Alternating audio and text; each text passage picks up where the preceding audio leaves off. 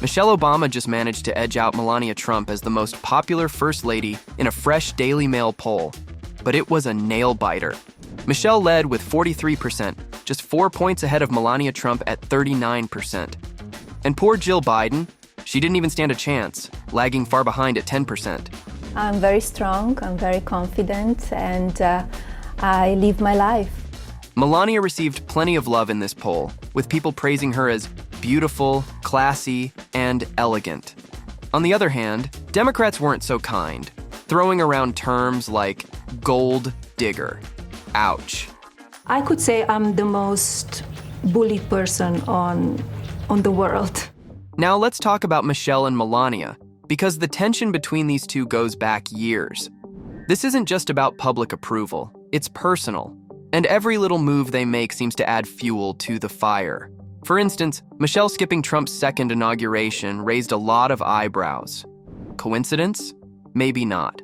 His limited, narrow view of the world made him feel threatened by the existence of two hard-working, highly educated, successful people who happen to be Black. It all started when Trump entered office. Michelle wrote in her memoir, Becoming, about how former First Lady Laura Bush offered her help when Michelle was new to the role.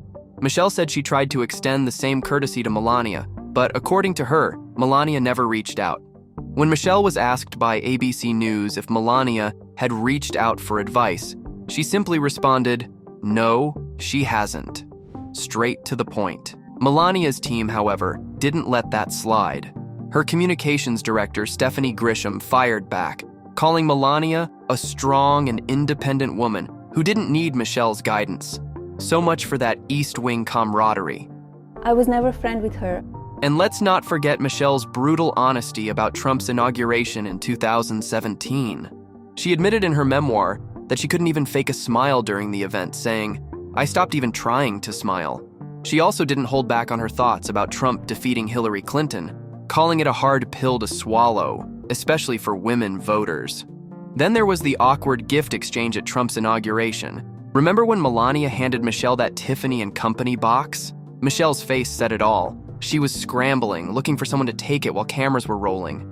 There was a gift exchange. Oh, there yeah. was a box given. The Tiffany's box. Yeah, so what was in there? It was a lovely frame. What was a frame? It was a frame. Sweet gesture? Sure. Smooth execution? Not so much. Michelle admitted she was caught off guard. Walks up the steps without his wife, just leaves his wife behind. He just walks up there. Well, there's all this protocol. I mean, this is like a state visit, so they tell you that you're gonna do this, they're gonna stand here. Never before do you get this gift, so I'm sort of like, okay, what am I supposed to do with this gift? And everyone cleared out. Barack had to step in and save the day by taking the box inside. Talk about teamwork. Of course, we can't ignore the infamous plagiarism controversy. During the 2016 Republican National Convention, Melania delivered a speech that many felt borrowed heavily from Michelle's 2008 Democratic National Convention address. The similarities were undeniable, and the backlash was swift. You work hard for what you want in life. That your word is your bond, that you do what you say you're gonna do. My parents impressed on me the values that you work hard for what you want in life.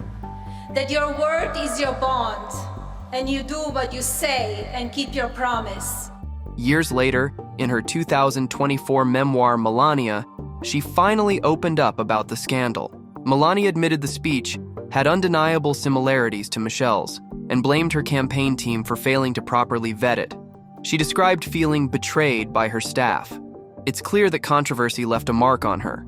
Melania Trump was so criticized for using what turned out to be a portion of your speech.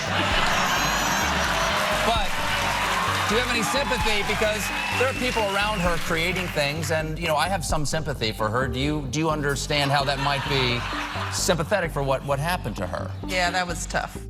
But wait, there's more. Melania didn't hold back in a recent interview with Fox and Friends, where she accused the Obamas of making her transition into the White House unnecessarily difficult. The first time was challenging. We didn't have much of the information. The information was upheld for us. Melania explained just how chaotic that transition period is. The transition team has only 5 hours to move Biden's out and to move us in. So everything needs to be planned to the minute. She also shared that this time she is more prepared for a second term in the White House. The difference is I know where I will be going. I know the rooms where we will be living. I know the process. Michelle is not the only First Lady who's had a rocky relationship with Melania.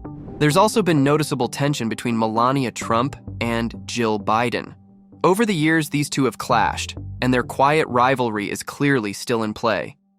Take the iconic Vogue magazine, for example. Melania never graced its cover during her time as First Lady, a pretty big deal since being featured on Vogue is considered a rite of passage for most First Ladies. Meanwhile, Jill Biden appeared on the magazine's cover in 2021, and Melania didn't hold back on expressing her feelings about that. They're biased, and they have likes and dislikes. I have much more important things to do, and I did in the White House than being on the cover of Vogue. Fast forward to her recent Fox interview, and Melania made her stance even clearer.